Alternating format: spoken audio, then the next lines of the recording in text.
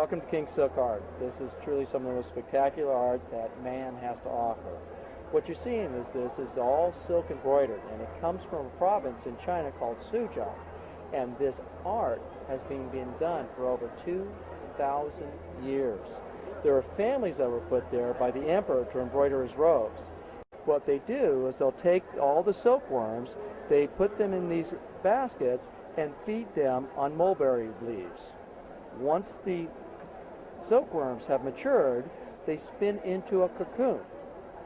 And here's an example of a cocoon stage. The cocoon itself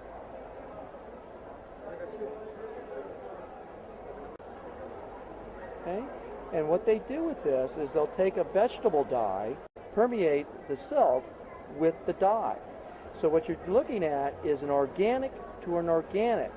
So the dye becomes a permanent fixture in the silk thread, and so it will never lose its color. They can get about 2,000 feet out of one cocoon of that very, very fine fiber.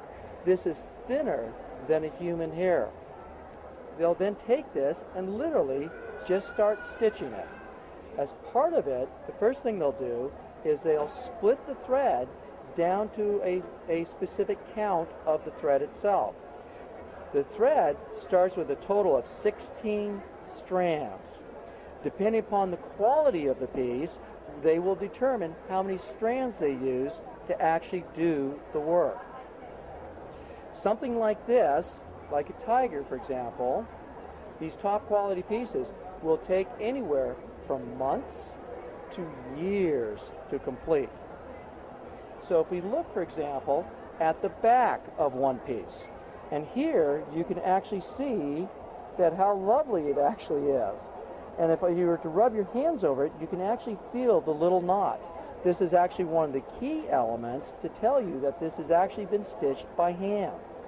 So in fact, if you turn it over, and there's the front.